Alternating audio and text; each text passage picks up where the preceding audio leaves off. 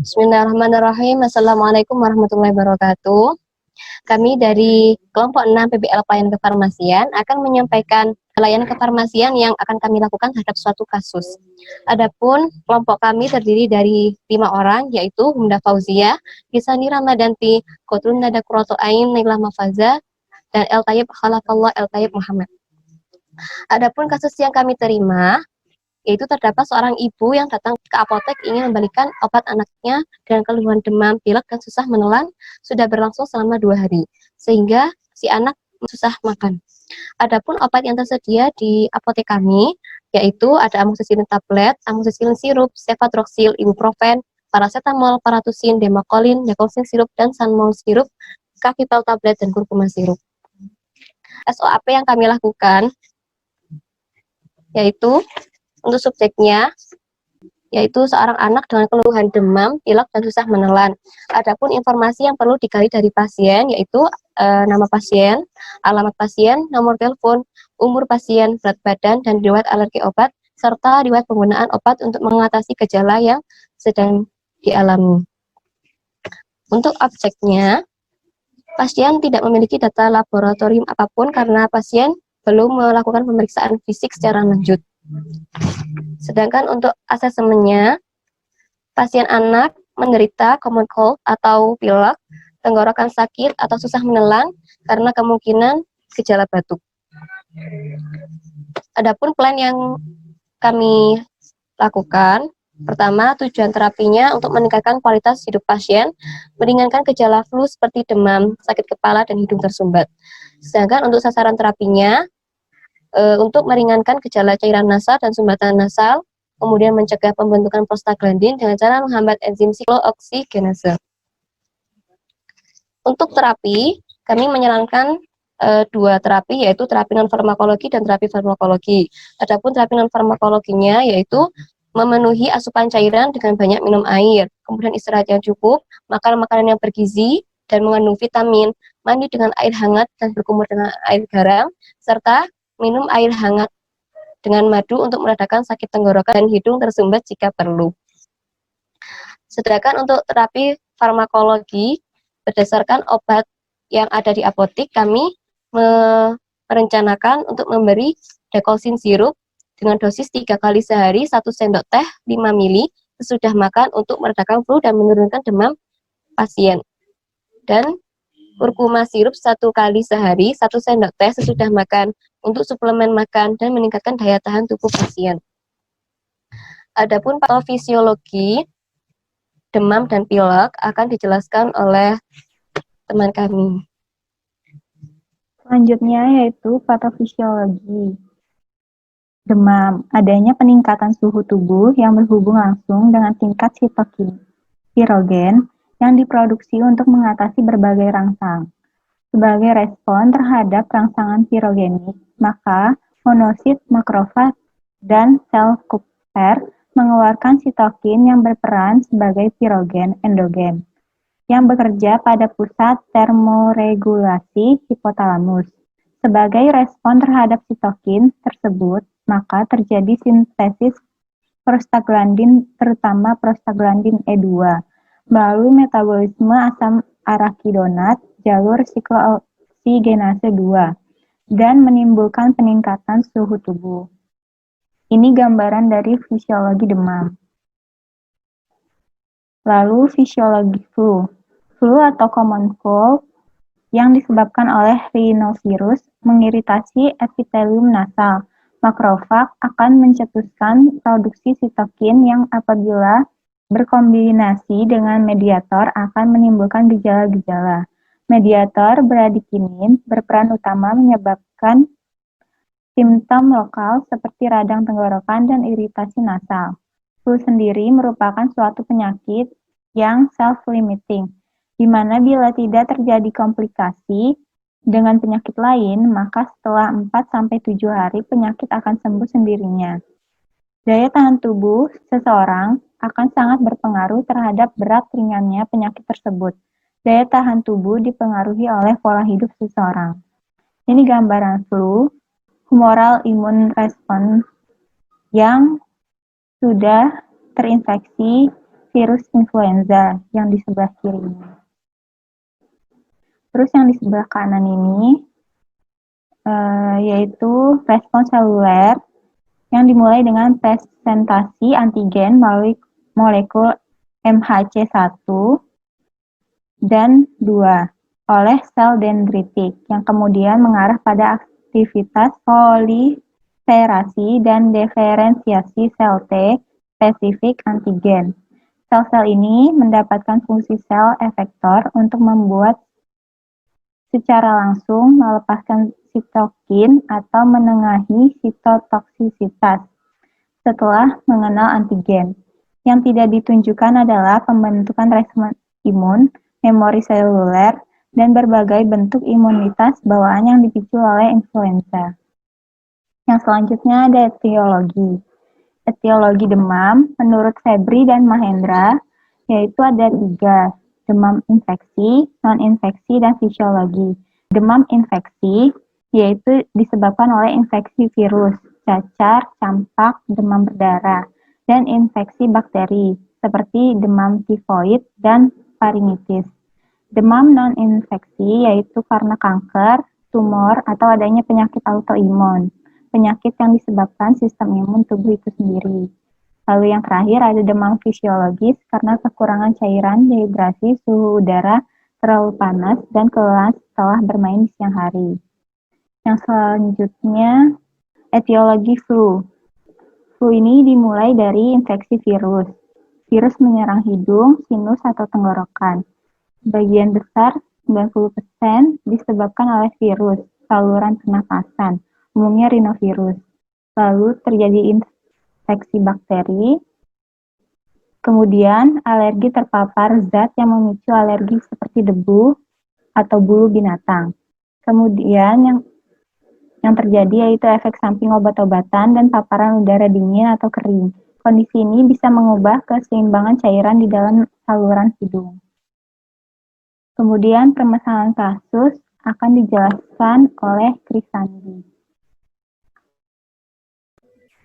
Baik, untuk permasalahan dari kasus ini yaitu pasien mengalami flu disertai demam dan sakit tenggorokan sehingga susah menelan.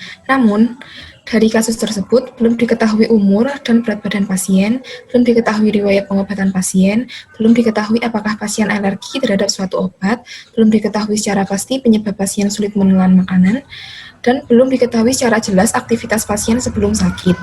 Nah, untuk penyelesaian kasusnya, terdapat beberapa rekomendasi terapi. Untuk terapi non-farmakologi dapat berupa peningkatan asupan cairan dengan banyak minum air, teh, dan sari buah. Asupan cairan ini dapat mengurangi rasa kering di tenggorokan, mengencerkan dahak, dan membantu menurunkan demam. Kemudian istirahat yang cukup, makan makanan yang bergizi, yaitu makanan dengan kalori dan protein yang tinggi, sehingga akan menambah daya tahan tubuh. Serta makan buah-buahan segar yang banyak mengandung vitamin. Kemudian mandi dengan air hangat dan berkumur dengan air garam. Dan yang terakhir yaitu 1 gelas air hangat ditambah dengan madu untuk meredakan rasa sakit di tenggorokan dan hidung tersumbat jika perlu.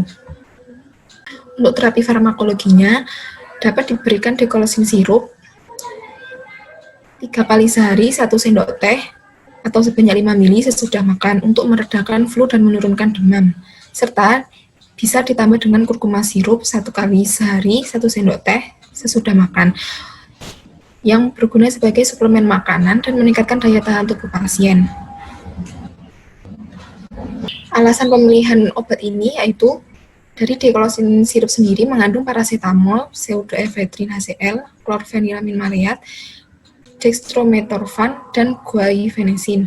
Untuk kurkuma sirup, kandungannya yaitu berupa ekstrak echinacea, ekstrak kurkuma santoriza, vitamin A, vitamin B1, vitamin B2, vitamin B6, vitamin B12, dan dexpanthenol. Kedua-duanya dalam bentuk sirup, dan indikasi untuk dekolosin sirup ini menghilangkan gejala-gejala yang berhubungan dengan infeksi saluran nafas, serta indikasi dari kurkuma sirup sendiri sebagai suplemen yang berguna sebagai imunomodulator sehingga dapat memperbaiki daya tahan tubuh. Mekanisme kerja dari dekolosin ini, dekolosin dapat meningkatkan volume dan mengurangi viskositas mukus dari trakea dan bronkus, sehingga mempermudah pengeluaran dahak dari jalan nafas lewat mekanisme batuk. Fenilpropanolamin sendiri merupakan obat yang digunakan sebagai nasal dekongestan, stimulan, dan sebagai agen anuretik. Sedangkan kurkuma, mekanisme kerjanya terbagi menjadi beberapa bagian berdasarkan kandungan bahan aktif obat. Yang pertama, kurkuminoid sebagai zat aktif temulawak, vitamin B1 menjalankan fungsi normal jantung, saraf, dan pencernaan, vitamin B2 pembentukan sel darah merah, antibodi, dan hormon, vitamin B6 menunjang fungsi sistem saraf, fungsi darah, dan kulit, vitamin B12 pembentukan sel darah merah dan sel saraf, beta-karoten 10% meningkatkan resistensi inflamasi dan infeksi, serta meningkatkan respons sistem imun pada produksi RNA. Dexpanthenol sendiri sebagai metabolisme protein di epitel, lisin HCl dapat meningkatkan penyerapan kalsium di usus, pembentukan kolagen, pembentukan antibodi, hormon, dan enzim. Untuk waktu pemberian obatnya, kedua obat ini dapat diberikan setelah makan.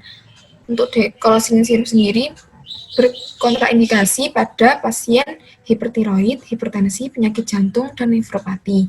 Sedangkan pada kurkuma, pada pasien yang memiliki riwayat hipersensitivitas. Perhatian dari obat dekolsin ini berupa penyakit jantung, diabetes, glaukoma, gangguan fungsi hati atau ginjal pada ibu hamil, dan dapat mempengaruhi kemampuan mengemudi atau mengoperasikan mesin karena terdapat klorfenilamin maleat. Sedangkan untuk kurkuma, perhatiannya dapat berupa simpan di tempat yang sejuk dan dijauhkan dari jangkauan anak-anak. Efek samping dari dekolsin sendiri yaitu mengantuk, sakit kepala, gangguan psikomotor, aritmia, takikardi, mulut kering, palpitasi, dan retensi urin. Sedangkan efek samping dari kurkuma dapat berupa mual, muntah, dan pusing. Dari kedua obat ini tidak terdapat interaksi obat. Untuk dosisnya, pada dekolsin sirup dapat diberikan 3 kali 1 sendok teh, dan pada kurkuma dapat diberikan 1 kali 1 sendok teh. Selanjutnya akan dilanjutkan oleh teman kami, Humda Fauzia.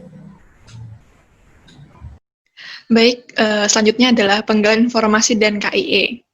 Pada penggalian informasi sendiri dapat kita peroleh dari pasien yang berupa identitas dari pasien, yaitu nama, usia, berat badan, alamat dan nomor telepon, riwayat alergi, riwayat penggunaan obat, serta aktivitas yang dilakukan pasien sebelum adanya keluhan.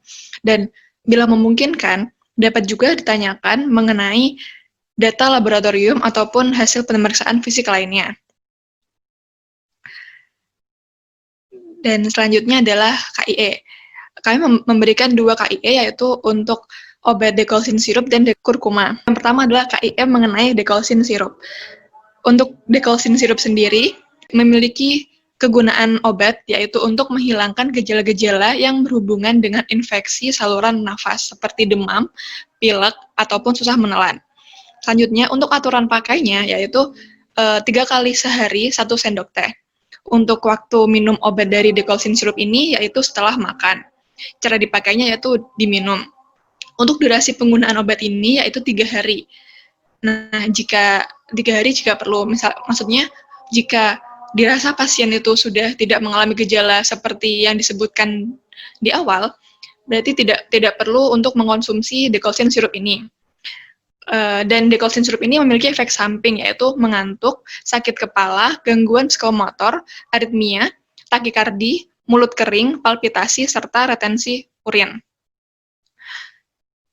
Untuk penyimpanannya, disimpan pada ruangan yang terhindar dari sinar matahari langsung. Untuk aktivitas yang dapat disarankan kepada pasien yaitu istirahat yang cukup, banyak minum air putih yang hangat, gunakan bantal tambahan untuk melegakan pernafasan dan mengurangi lendir di hidung. Makan makanan yang sehat, perbanyak makan sayur dan buahan. Nah, jika dalam 3 hari pengobatan itu tidak membaik, dianjurkan untuk memeriksakan diri kepada dokter ataupun rumah sakit. Selanjutnya adalah KIE mengenai kurkuma sirup.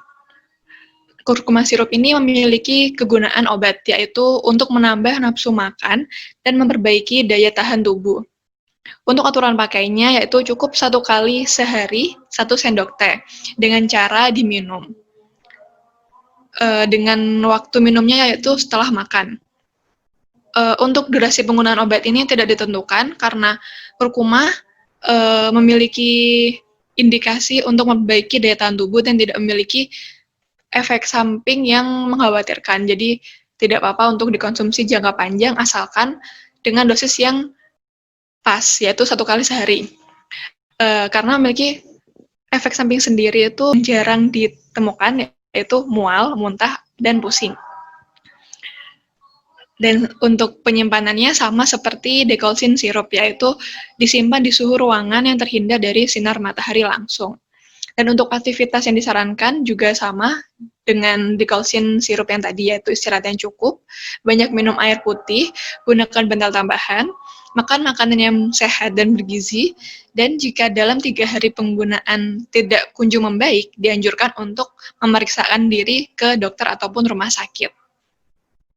Baik, sekian pelayanan kefarmasian yang kelompok kami lakukan atas kasus 2 yang kami dapatkan. Atas kurang lebihnya, kami mohon maaf yang sebesar-besarnya. Terima kasih atas kerjasamanya kawan-kawan. Wassalamualaikum warahmatullahi wabarakatuh.